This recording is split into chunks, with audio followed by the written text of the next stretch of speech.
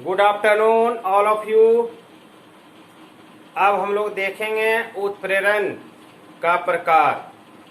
पहले भी हमने देखा था उत्प्रेरण का प्रकार। वह जो था वह आपका फेज के आधार पर था। फेज मतलब अवस्था या प्रावस्था के आधार पर था। अब हम लोग देखेंगे क्षमता के आधार पर, यानी इसी को कहा जाएगा क्लासिफिकेशन ऑफ कैटेलाइसिस, यानी उत्प्रेरणों का वर्गीकरण। इसका जो प्रकार होगा क्षमता के आधार पर यह 4 प्रकार का होगा। पहला क्या होगा? धनात्मक उत्प्रेरण। दूसरा होगा ऋणात्मक उत्प्रेरण। तीसरा होगा स्व उत्प्रेरण, यानी सेल्फ, या उसको ऑटो भी कहा जाता है, ऑटो। और चौथा होगा प्रेरित। प्रेरित मतलब होगा दूसरे के द्वारा उसको उत्साहित किया जाएगा, तो वह भी क्या करेगा, अपने आप को प्रेरित कर लेगा। चलिए हम लोग देखेंगे चारों का प्रकार। घनात्मक उत्प्रेरण तो आप जानते हैं, यह क्या करता है कि अभिकारकों की सक्रियण ऊर्जा को कम कर देता है, जिससे कि इसका अभिक्रिया की दर में क्या हो जाती है, वृद्धि। यह सब पॉइंट पहले आपने सीखा है। और सक्रियण ऊर्जा का मतलब होगा एक्टिवेशन एनर्जी, जिसको ईए के द्वारा सूचित किया जाता है। तो धनात्मक उत्प्रेरण क्या होता है? देखिए, वे उत्प्रेरक जो रासायनिक अभिक्रिया की दर को बढ़ा देती है। जितना भी अभी आपने एग्जाम्पल देखा, इसके पहले समांगी का, विषमांगी का, सब आपका पॉजिटिव था। जितना भी एग्जाम्पल आपने देखा, तो पॉजिटिव का एग्जाम्पल तो आपको पहले से ही पता है। तो वह क्या करता है कि अभिक्रिया की दर को क्या करता है, बढ़ा देता है। तो यहाँ पर भी यही पॉइंट है कि वे उत्प्रेरक जो रासायनिक अभिक्रिया की दर को क्या करता है, बढ़ा देती है, उसे पॉजिटिव कैटेलाइसिस कहते हैं। और यह जो घटना घटित होता है उसी का नाम होता है धनात्मक उत्प्रेरण। नोट में कुछ खास बातें थी जो आपको पहले भी जानते हैं, वह भी हमने लिखा दिया, ऑब्जेक्टिव के लिए काम आ जाएगा। यह अभिकारकों की क्या करती है, सक्रियण ऊर्जा को कम कर देती है, जिससे कि अभिक्रिया की दर में क्या हो जाती है, वृद्धि हो जाती है। तो चलिए यहाँ पर भी हम आपको एग्जाम्पल दे देते हैं। आपने हेबर विधि के द्वारा अमोनिया के बारे में सीखा है कि अमोनिया की उत्पत्ति कैसे होती है। ये बच्चे साहब पढ़ते आ रहे हैं, तो चलिए याद भी हो गया होगा आपको। आगे चल के पी ब्लॉक में पढ़ेंगे। N2 नाइट्रोजन को हाइड्रोजन साथ जब रिएक्शन कराया जाता है तो किसकी उपस्थिति में, Fe की उपस्थिति में, तो क्या हो जाती है, अमोनिया गैस की उत्पत्ति हो जाती है। तो बैलेंस करने के लिए यहाँ पे आप देखिए हाइड्रोजन 3 नाइट्रोजन 2 है, तो यहाँ क्या हो जाएगा, 2। तो जब नाइट्रोजन हाइड्रोजन अभिकारक है, यह अभिकारक है, और यह क्या है, उत्पाद है, और यह क्या है, उत्प्रेरक है। तो जब नाइट्रोजन हाइड्रोजन साथ संयोग करता है, तो यह Fe क्या करता है, इसके बीच में आकर के यह दोनों की एनर्जी को क्या करता है, बढ़ा देता है। ठीक है। अब बढ़ाने के बाद किसकी उत्पत्ति हो जाता है, अमोनिया गैस की उत्पत्ति हो जाती है। चलिए, पॉजिटिव कैटेलाइसिस तो आप जानते हैं और हल्का भी है। दूसरा ऋणात्मक उत्प्रेरण, नेगेटिव कैटेलाइसिस। यहाँ पर भी यही बात होगी। यहाँ था धनात्मक, यहाँ था ऋणात्मक, सब चीज वही होगा। धनात्मक जगह क्या हो जाएगा, ऋणात्मक। वे उत्प्रेरक जो रासायनिक अभिक्रिया की दर को क्या करती है, घटा देती है। यहाँ क्या था, बढ़ा देती है। क्लियर? पॉजिटिव मतलब बढ़ना, नेगेटिव मतलब घटना। तो उसे ऋणात्मक उत्प्रेरक कहते हैं। और यह जो घटना घटित होती है उसी का नाम होता है ऋणात्मक उत्प्रेरण। इसमें भी नोट में हमने डाल दिया कि यहाँ पे ऋणात्मक उत्प्रेरक अभिकारकों की सक्रियण ऊर्जा किसमें अब क्या करेगा, बढ़ा देगा। इसमें था सक्रियण ऊर्जा कम कर देना। ऑब्जेक्टिव में पूछ देगा कि धनात्मक उत्प्रेरण में सक्रियण ऊर्जा का मान अधिक होता है या कम, तो क्या होता है, कम। तो अभिक्रिया की दर में क्या हो जाती है, वृद्धि। ऋणात्मक में क्या होगा, इसकी सक्रियण ऊर्जा का मान अधिक होता है, तो अभिक्रिया की दर में क्या हो जाएगा, कमी आ जाती है। 2 पॉइंट पे जोर देंगे, यह खास पॉइंट है इसमें। बाकी जो है इसके एग्जांपल में हम बता रहे हैं। हाइड्रोजन परऑक्साइड H2O2, यहाँ पे कैटलिस्ट आएगा, जिससे क्या होगा, H2O जल का निर्माण होगा और ऑक्सीजन की प्राप्ति होगा इसमें। अब इसमें ऐसा कौन सा, इसकी अभिक्रिया की दर को जो है, अभिक्रिया की दर, इसमें कौन सा कैटलिस्ट आएगा, जो इसको ऋणात्मक कर देगा, इसकी वृद्धि को जो है रोक देगा। तो चलिए इसमें फास्फोरिक अम्ल आएगा H3PO4, इसको कहा जाता है फास्फोरिक अम्ल। यहाँ लिख देते हैं, पी ब्लॉक में भी पढ़ेंगे आप, फास्फोरिक अम्ल। कैटलिस्ट आ गया।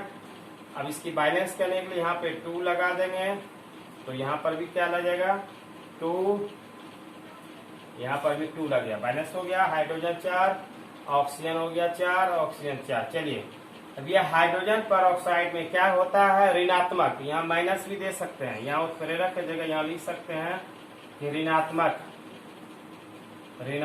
उत्प्रेरक, ऋणात्मक उत्प्रेरक दे सकते हैं इस जगह। हाइड्रोजन पर ऑक्साइड में यह जो फास्फोरिक अम्ल आता है तब क्या करता है, इसकी एक्टिविटी को रोक देता है, जिसका हो जाता है H2O प्लस O2। चलिए सीधा कहता है कि अभिक्रिया की दर में क्या हो जाती है कमी, इसकी एक्टिविटी को यह क्या करेगा रोक देगा, इसलिए इसको कहा जाता है ऋणात्मक उत्प्रेरण। चलिए यहाँ तक क्लियर हो गया। अब इसको यहाँ तक उतार लीजिए, तब तीसरा बताएंगे, तब चौथा बताएंगे, जल्दी से उतारिए।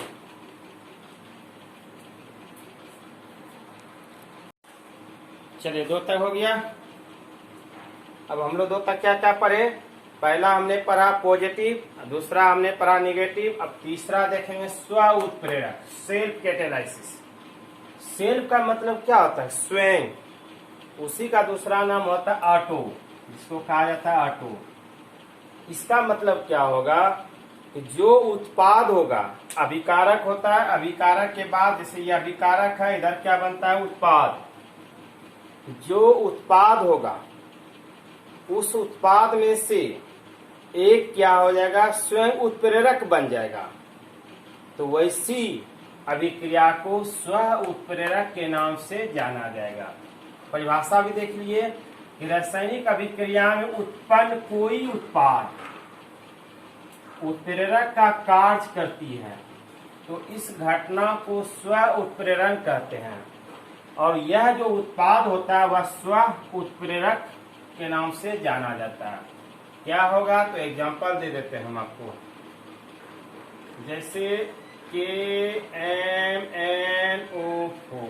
KMnO4, इसका हम रिएक्शन कराते हैं डाइल्यूट किससे, तो H2SO4 से, सल्फ्यूरिक अम्ल से। अब प्लस इसमें जो है इसमें ऑक्जेलिक एसिड भी आएगा, तो ऑक्जेलिक एसिड का सूत्र हो जाएगा COOH और हो जाएगा COOH। अब यह एरो का चिन्ह दे दिया हमने, इससे बनेगा K2SO4 अब प्लस MnSO4 प्लस हो जाएगा CO2 प्लस बढ़ जाएगा जल H2O। चलिए बैलेंस करना है, तो यहाँ पे लगा दीजिए 2, यहाँ पे 3 लग जाएगा, यहाँ पे लग जाएगा 5। अब इधर का बैलेंस क्या आ जाएगा K2SO4 प्लस 2MnSO4 और ऑक्सीजन कार्बन कितना हो गया 5 5 10 10 CO2, इधर हाइड्रोजन हो जाएगा 8। अब इसको कहा जाता है ऑक्जेलिक एसिड, ऑक्जेलिक एसिड। चलिए हम देखेंगे क्या कि यह रिएक्शन है KMnO4, जब इसको सल्फ्यूरिक अम्ल से और ऑक्जेलिक एसिड के साथ जब इसका प्रतिक्रिया करता है तो प्रतिक्रिया करने के बाद यह निर्माण करेगा K2SO4, MnSO4, CO2 और जल। अब यह जो MnSO4 उत्पाद आया, यह जो MnSO4 जो उत्पाद आया, इस उत्पाद को, यह जो उत्पाद आया यही बन गया, यहाँ पे क्या बन गया स्व उत्प्रेरक। यह जो उत्प्रेरक आया उत्पाद में उत्प्रेरक, अब यहाँ पे आकर के जो यह काम करने लगेगा उसी का नाम हो जाएगा स्व उत्प्रेरक। अभी तक तो हम देख रहे थे उत्प्रेरक यहाँ था, लेकिन उत्पाद में भी कि एक यौगिक आया ऐसा कि जो स्वयं उत्प्रेरक की भूमिका निभाने लगा, तो इसी क्रिया को स्व उत्प्रेरक के नाम से जाना जाता है। चलिए अब आगे चलते हैं। प्रेरित उत्प्रेरक, प्रेरित प्रेरित का मतलब क्या होता है? जैसे देखते होंगे आप अपने ही घर में या अपने दोस्त मुहिम देखते हैं, एक पढ़ता है और दूसरा नहीं पढ़ता है, तो धीरे धीरे क्या होता है, या तो पढ़ने वाला स्टूडेंट जो नहीं पढ़ता उसके संगत आकर के बिगड़ जाएगा, या जो ना पढ़ने वाला स्टूडेंट है, जो ना पढ़ने वाला स्टूडेंट है, तो वह देखेगा कि भाई वह पढ़ रहा है, तो क्या होगा, देखा इसकी वह भी पढ़ने लगता है। कुछ भी हो सकता है, तो वही नाम हुआ उत्प्रेरित। प्रेरित जो दूसरे के प्रेरणा से वह खुद रिएक्शन करने लगे, तो वैसी अभिक्रिया को प्रेरित उत्प्रेरक के नाम से जाना जाता है। Induced catalysis, induced catalysis. ऐसे ही सब एग्जाम पूछा नहीं जाता, लेकिन समझना है आपको ऑब्जेक्टिव के लिए। तो चलिए इसकी परिभाषा देखिए। जब कोई एक रासायनिक अभिक्रिया किसी दूसरे रासायनिक अभिक्रिया के लिए उत्प्रेरक का कार्य करती है, तो इसे कहा जाता है इंड्यूस्ड कैटेलाइसिस। अब इसकी परिभाषा हमने आपको एग्जाम्पल जो है स्पष्ट लिख दिया है कि सोडियम सल्फाइड वायु में ऑक्सीकृत हो जाती है। वायु में क्या हो जाती है? ऑक्सीकृत। परंतु यह जो सोडियम आर्सेनाइड है यह वायु में ऑक्सीकृत नहीं होती है, परंतु जब यह दोनों को मिला दिया जाता है, ना पढ़ने वाला और पढ़ने वाला जब एक कमरे में रखा जाता है, तो संगत तो पड़ेगा ही ना। जब दोनों पदार्थ को मिला दिया जाता है, मिश्रित किया जाता है, तो सोडियम जो होता है सल्फाइड के ऑक्सीकरण से प्रेरित होकर सोडियम आर्सेनाइड भी क्या हो जाती है? ऑक्सीकृत हो जाती है। ऐसी क्रिया प्रेरित उत्प्रेरक के नाम से जाना जाता है।